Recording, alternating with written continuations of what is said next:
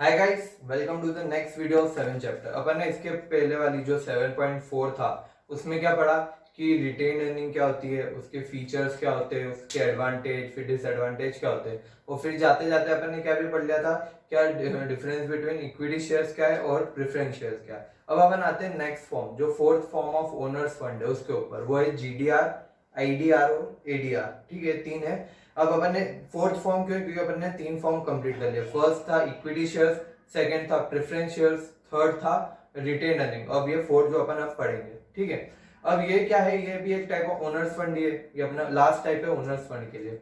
अब जीडीआर क्या होता है कि अपन पहले समझते जीडीआर होता है क्या है। अब मान लो एक कंपनी है, उसको यूएसए से या लंदन मतलब लंदन से रुपए मतलब लेने की, लंदन की पब्लिक मेरी कंपनी में इक्विटी शेयर्स परचेज करे, वो ये चाहता है।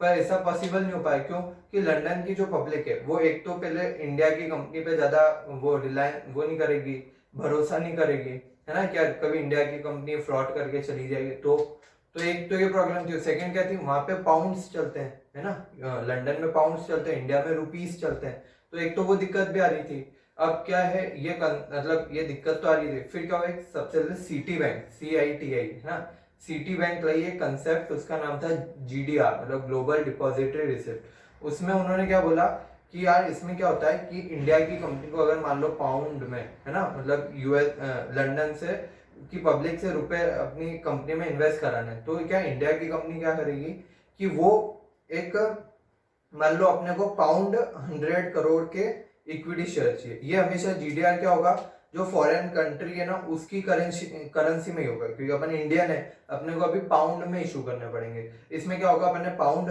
100 करोड़ के इक्विटी शेयर्स अपने यहाँ पे प्रिंट करा लिए, इक्विटी शेयर सबके वो सर्टिफिकेट बनवा लिए। फिर अपन ने वो सब सर्टिफिकेट किसको दे दिए, एक लंदन में बैंक थी, है ना, उससे अपन ने बात करी और उससे क्या बात करी कि ये आप जो भी ये सब शेयर्स है ये आप रख लो और हमको पाउंड 100 करोड़ वो आप हमको दे दो। उन्होंने बोला ठीक है, उन्होंने हमसे पाउंड 100 करोड़ के वो ले लिए सर्टिफिकेट, तो हमको पाउंड 100 करोड़ हमारी बैंक में दे दिए। हमारी बैंक ने फिर उसको रुपीज में कन्वर्ट करके हमको रुपीज दे दिए, ये हमारा काम हो गया। फिर क्या हुआ, उस बैंक ने, उस बैंक का नाम क्या रहता है, डिपॉजिटरी बैंक। अपन ये डी है ना, ग्लोबल डिपॉजिटरी रिसिप्ट में डी, डिपॉजिटरी, वो क्या है, उसका नाम क्या है, डिपॉजिटरी बैंक, डिपॉजिटरी बैंक बोलते हैं उसको। ठीक है, उस डिपॉजिटरी बैंक ने क्या करा, उसने फिर उसका थे पाउंड 100 करोड़ के शेयर्स थे, उसने क्या करा, एक शेयर, है ना, एक उसने एक नया सर्टिफिकेट बनाया, उसका क्या नाम था, जीडीआर, मतलब ग्लोबल डिपॉजिटरी रिसिप्ट का एक नया सर्टिफिकेट बना। उसमें लिखा कि दिस, मतलब रिलायंस मान लेते अपन अपने आप को, है ना, दिस इंस्ट्रूमेंट मतलब this GDR is equal to 10 equity shares of Reliance limited. मतलब कि ये जो इंस्ट्रूमेंट है, ये 10 मैंने एग्जांपल लिया ना, ये 1 भी हो सकता है, वो लिख दे this GDR is equal to 1 equity shares of Reliance, या फिर 2, 5, 10, 100, वो उनके ऊपर डिपेंड है। उन्होंने क्या लिखा कि this GDR is equal to 10 equity shares of Reliance limited. ठीक है, और ये पूरा लिख के उन्होंने उनकी कंट्री मतलब लंदन की पब्लिक में इशू कर दिए, क्या जिसको भी चाहिए लो, आ जाओ आ जाओ आ जाओ आ जाओ। तो बहुत सारी पब्लिक ने वो ले लिया उनसे, वो बढ़ गए जो भी थे उन्होंने बांट दिए। अब क्या हुआ, इससे क्या फायदा हुआ, एक तो जो मैंने बताया था भरोसा नहीं था उनको हमारे ऊपर, कि जो पब्लिक थी ना लंदन की, उसको इंडिया की कंपनी में भरोसा नहीं था कि अभी फ्रॉड करके चली गई। तो इसमें क्या हुआ, भरोसे का जो फैक्टर था ना, एक तो वो हो गया कि अब क्या हुआ, जो लंदन की बैंक थी उसने लिए हमसे तो लंदन की बैंक के पास तो अच्छे मतलब सब कॉन्ट्रैक्ट रहते हैं, उसको तो पता है कौन सी कंपनी अच्छी है कौन सी फ्रॉड कर रही है ना। तो उसमें क्या फायदा हुआ कि यार जो लंदन की बैंक थी उसको तो पता है कि कौन सी कंपनी अच्छी है, तो वो अच्छी कंपनी से ये कॉन्ट्रैक्ट करेगी अगर करना होगा। ठीक है, तो उन्होंने रिलायंस से करा, क्योंकि उनको पता था रिलायंस एक अच्छी कंपनी है। ठीक है, और फिर जो पब्लिक थी लंदन की, उनको क्या है, उनको तो सिर्फ बैंक से लेना देना था कि अब बैंक ने इशू करे, मतलब हमारी कंट्री के बैंक है तो ये कहीं जा ही नहीं पाएगी फ्रॉड करके। तो ये क्या, उनके रुपए भी उनको अच्छे सिक्योर मिल गए और इधर हमारा काम भी हो गया, बैंक को उसका कमीशन मिल जाएगा। तो इसको क्या बोला, जीडीआर मतलब ग्लोबल डिपॉजिटरी रिसिप्ट। इसमें क्या हुआ, अपन ने तो इक्विटी शेयर्स इशू करे, मतलब जो इंडिया वाले हैं इन्होंने इक्विटी शेयर्स इशू करे, पर वहां जाके अपन ने उनकी बैंक को दे दिया, उनकी बैंक ने उनकी पब्लिक को उसको किस नाम से दे दिया, जीडीआर के नाम से। अब मान लो यहाँ रिलायंस के भाव ऊपर जाते हैं तो क्या होगा, वो उधर जीडीआर है ना उसके भाव भी ऊपर जाएंगे। अगर रिलायंस के भाव नीचे जाते हैं तो उधर उनके जीडीआर की वैल्यू भी नीचे जाएगी। इधर अपन ने अगर डिविडेंड इशू करा, मान लो हमारी रिलायंस कंपनी ने बोला अपन 10% डिविडेंड इशू करते हैं, तो अपन क्या करेंगे, रिलायंस वाले उनको भी देना पड़ेगा जो इक्विटी शेयर्स अपन इशू कर रहे हैं। तो अपन क्या करेंगे, जो 10% जितना भी अमाउंट हो रहा है, पाउंड कितना था 100 करोड़, उसका 10% कितना हुआ पाउंड 10 करोड़। अपन क्या करेंगे, पाउंड 10 करोड़ वो डिपॉजिटरी बैंक है ना उसको दे देंगे, ये लोग पाउंड 10 करोड़ जितने इक्विटी शेयर्स हमने आपको इशू करे थे उसके ये उस पर इतना डिविडेंड है, फिर वो बैंक वो लेगी पाउंड 10 करोड़, और फिर बैंक वो जो उसको डिविडेंड मिला है वो जो जीडीआर होल्डर्स थे है ना, जो लंदन की पब्लिक थी है ना, उनको वो इशू करेगी। मतलब अपने डायरेक्ट जाके उन पब्लिक को अब डील नहीं करना, हम तो बस डायरेक्ट बैंक को देंगे, बैंक उसके जिसको भी जीडीआर बैंक ने इशू करा बैंक उसको देगी, अपने आप डायरेक्ट वहां नहीं जाना है। ठीक है, अगर अपने को कोई रिपोर्ट, जैसे कंपनी हर साल एक एनुअल रिपोर्ट इशू करती है, एनुअल रिपोर्ट भी क्या है, अब अपने को डायरेक्ट उन पब्लिक को नहीं देनी जो लंदन की, अपने को सिर्फ बैंक को देनी है कि हमारी एनुअल रिपोर्ट है, आप अपनी पब्लिक में बांट देना, तो वो बांट देगी। ठीक है, तो ये अब अपन एक बार पढ़ लेते हैं इसका कंसेप्ट क्या है। Global depository receipt are issued against issue of equity share. ये मैंने बता दिया था कि अपन तो इक्विटी शेयर इशू कर रहे हैं, पर वहां पे जाके वो क्या हो रहा है, जीडीआर में कन्वर्ट हो रहा है। In the global market, global market में कहीं भी कर सकते हैं अपनी जहाँ इच्छा। अभी लंदन का एग्जांपल, अपन चाइना है, यूएसए है, अफ्रीका, कहीं भी कर सकते हैं ऐसा।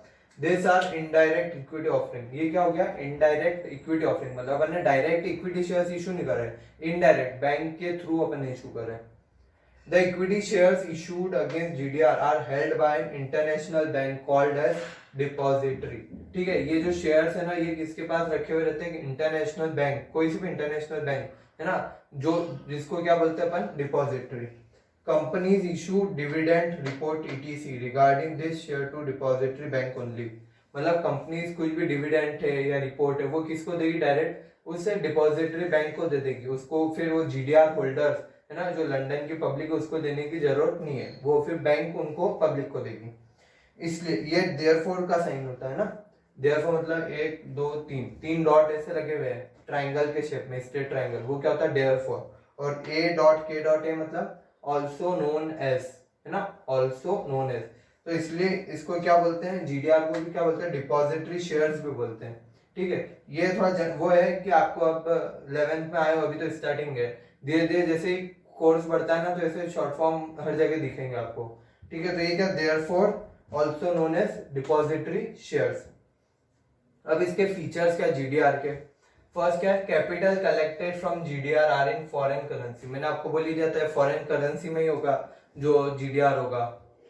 ठीक है, no voting right to the holders of GDR. जो जीडीआर होल्डर्स है जिन्होंने जीडीआर होल्ड कर रखा है उनके पास वोटिंग राइट नहीं है ना, वो वोट नहीं कर सकते। यहाँ पे कोई मीटिंग हो रही है, कोई डिसीजन ले रहा है तो वो वोट नहीं कर पाएंगे कि यार ये करना चाहिए नहीं करना चाहिए। वोट कौन कर पाएगा, जो इंडिया के इक्विटी शेयर्स है वो ही कर पाएंगे। GDR are easily transferable at stock exchange. अब जैसे रिलायंस का शेयर इजीली मिल जाता है, अगर अपने को खरीदना है तो अपन स्टॉक एक्सचेंज मतलब ऐसी जगह जहाँ आपको शेयर्स बेचने वाले भी आते हैं खरीदने वाले भी आते हैं, उसको क्या बोलते हैं, स्टॉक एक्सचेंज है ना। तो आपको अगर रिलायंस का शेयर खरीदना है तो आप स्टॉक एक्सचेंज पे जाओगे, बोलोगे मेरे को इतने शेयर खरीदने मिल जाएंगे, आपको बेचने वहां जाके बोलोगे बेचने बिक जाएंगे। ठीक है, तो ऐसे जीडीआर भी है, आपको वहां अगर खरीदना है तो आप स्टॉक एक्सचेंज पे जाओ, उनको बोलो कि यार हमको खरीदना है। जैसे अब मैं अगर लंदन का कोई लड़का है उसको जीडीआर खरीदने रिलायंस के, तो जाएगा लंदन के स्टॉक एक्सचेंज पे, उनको बोलेगा कि मेरे को जीडीआर खरीदना है रिलायंस वाला, तो वो ठीक है वहां दे देंगे उसको। कोई मतलब वहाँ स्टॉक एक्सचेंज पे क्या है, बेचने वाले भी आते हैं खरीदने वाले भी आते हैं, खरीदने वाले बोलते हैं मेरे को खरीदना है, बेचने वाले बोलते हैं बेचना। ठीक है, आप ये कर लो ट्रांजेक्शन। ठीक है, तो वो स्टॉक एक्सचेंज पे इजीली ट्रांसफरेबल भी हो जाता है। First Indian company to issue GDR is Reliance limited. Reliance limited ने सबसे पहले जीडीआर इशू करा था इंडिया में, और वो कितने का, $150 मिलियन। मिलियन में कितने जीरो होते हैं, 6 जीरो होते हैं ना। $150 मिलियन मतलब रुपीज में अगर अपन कन्वर्ट करते हैं $150 मिलियन को रुपीज में, अगर 70 के रेट से भी करते हैं तो कितना होता है ये, 1 2 3 मतलब 10 अरब 50 करोड़ है ना। 10 अरब 50 करोड़ रुपए उन्होंने कब करे थे, 1992 में। इतने बड़े रुपीस का उन्होंने जीडीआर करा था। ठीक है, अपन ने 70 का एवरेज रेट माना है अभी तो। ठीक है, अब क्या है, एडीआर क्या होता है, एडीआर क्या है, अमेरिकन डिपॉजिटरी रिसिप्ट। है ना। तो ये बिल्कुल जीडीआर जैसा ही है, पर अमेरिका वालों ने बोला कि यार अगर हमारी कंट्री में करोगे तो हम उसको एडीआर के नाम से बोलेंगे। और अमेरिका अलग ही चलता हो, तो बड़ा देश है, तो बोले कि हमारी कंट्री में करा तो हम भी क्या एडीआर के नाम से बोलेंगे, उसको जीडीआर नहीं बोलेंगे। जीडीआर तो आप कहीं भी करो उसको जीडीआर जनरल टर्म है, अगर अमेरिका में करा तो इसका स्पेसिफिक टर्म हो गया, क्या हो गया, ADR, American depository receipt. And ADR is just like a GDR except that, बिल्कुल सेम है जीडीआर जैसा, पर अंतर क्या, except that it can be issue to a citizen of US only, मतलब वो यूएसए में ही इशू होता है। And it can be listed in the USA stock exchange, मैंने बोला था ना स्टॉक एक्सचेंज पे आप ट्रांसफर कर सकते हो, तो इसको कहीं पे लिस्ट कराना पड़ेगा आपको, यूएसए का जो स्टॉक एक्सचेंज है उस पर लिस्ट कराना पड़ेगा। बस यही है कि अगर अमेरिका के सिटीजन इसको वो कर सकते हैं और अमेरिकन स्टॉक एक्सचेंज पे ये लिस्ट होगा। अब क्या, इंडियन डिपॉजिटरी रिसिप्ट, अब इंडिया वाले कहाँ पीछे रहेंगे, वो भी उन्होंने बोला कि अगर इंडिया में करा तो हम उसको अलग नाम देंगे। इंडिया वालों ने क्या नाम दे दिया, Indian depository receipt, IDR. And IDR is also like GDR, IDR भी बिल्कुल जीडीआर जैसा है, except that it is issued to citizens of India, ये सिटीजन्स ऑफ इंडिया को मिलता है।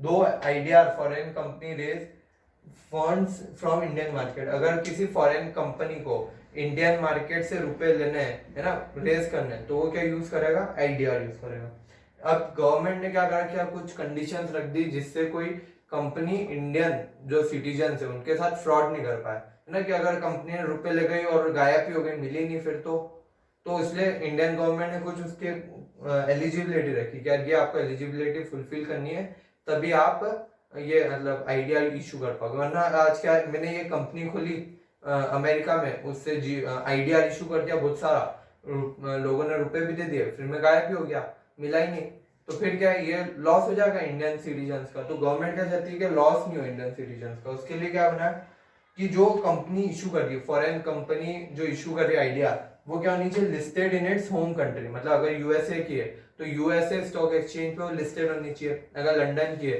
तो लंदन स्टॉक एक्सचेंज पे लिस्टेड होनी चाहिए, तो वो जिस भी कंट्री से बिलोंग कर रही है उसके स्टॉक एक्सचेंज पे लिस्टेड होनी चाहिए।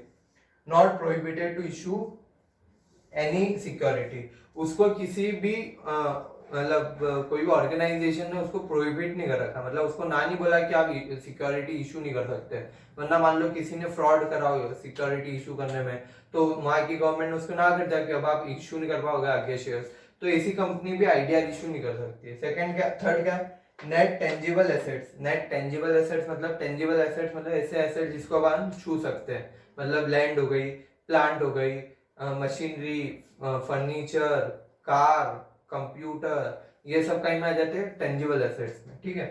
तो net tangible assets should be more than 3 crore, है ना, रुपीज 3 करोड़ से ज्यादा के होने चाहिए उनके net tangible assets in 3 years continuously, मतलब कि कंटिन्यूस 3 ईयर में आपके 3 करोड़ से ज्यादा के वो होने चाहिए नेट टेंजिबल एसेट, मतलब ऐसा नहीं कि एक भी ईयर में कम हो या फिर धीरे धीरे बढ़ रहे तो चलेगा, ऐसा नहीं, 3 करोड़ से ज्यादा होने चाहिए 3 साल तक, ठीक है। और क्या, नेटवर्थ, नेटवर्थ मतलब उनकी कैपिटल को क्या बोलते हैं, एक नाम आपने अकाउंट्स में पढ़ ही लिया होगा अभी तक, तो क्या नेटवर्थ क्या होता है, नेटवर्थ मतलब कैपिटल, उस कंपनी की जो कैपिटल है वो किससे ज्यादा होनी चाहिए, 1 करोड़ से ज्यादा होनी चाहिए इन इच प्रीसीडिंग 3 ईयर्स, मतलब पिछले 3 सालों में 1 करोड़ से ज्यादा होनी चाहिए उसकी कैपिटल। ये 3 साल का क्यों क्लॉज डाला होगा, ये क्लॉज इसलिए डाला है ताकि कोई अभी जस्ट कंपनी बना है उसमें इतने रुपए लगा दे और आईडीआर इशू कर दे, तो इसलिए गवर्नमेंट क्या चाहती है कि 3 साल तक आप ऐसी कंपनी हो जो 3 साल तक मार्केट में है, मतलब उसका नाम भी हो गया, वो फ्रॉड करने से माइंड से नहीं आई होगी ना, इसलिए 3 साल रह पाई है मार्केट में, अगर फ्रॉड करने से के लिए आई होगी तो अभी तो 1-2 साल में तो गायब ही हो जाती है कंपनी, ठीक है। तो इसलिए उन कंपनी गवर्नमेंट ने क्या 3 साल वाला डाला, क्या 3 साल तक 3 करोड़ से ज्यादा होनी चाहिए टेंजिबल एसेट, और जो नेटवर्थ वो 1 करोड़ से ज्यादा होनी चाहिए 3 साल तक। ये आज अपना वो जो ओनर्स फंड वाला कंसेप्ट था वो खत्म होता है, कल अपन चालू करेंगे बोरोड फंड। बोरोड फंड क्या होता है उसके बारे में, उसके अंदर कितने टाइप ऑफ बोरोड फंड होते हैं, ये सब अपन अब कल चालू करेंगे, ठीक है। Thank you.